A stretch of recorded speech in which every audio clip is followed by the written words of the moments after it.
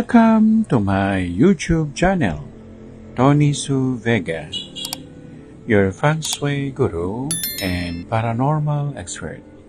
Horoscope, Leo, July 23 to August 22.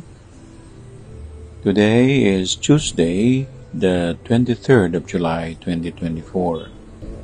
Leo point of time refers to the monkey time.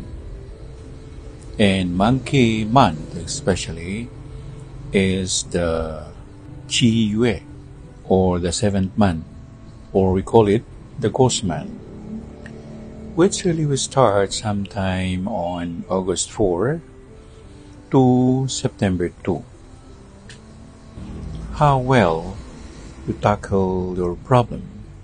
Most of your problems that you're facing right now will be resolved before the end of Virgo.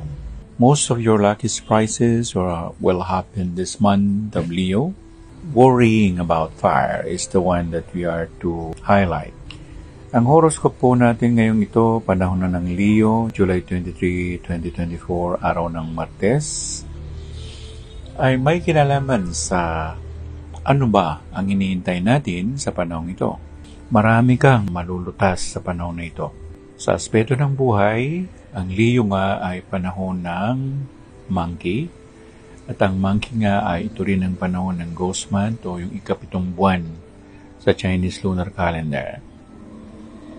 Medyo mag-iingat tayo lalo na sa panahon ng August 4 hanggang September 2. Yan ang eksaktong panahon ng ghost month.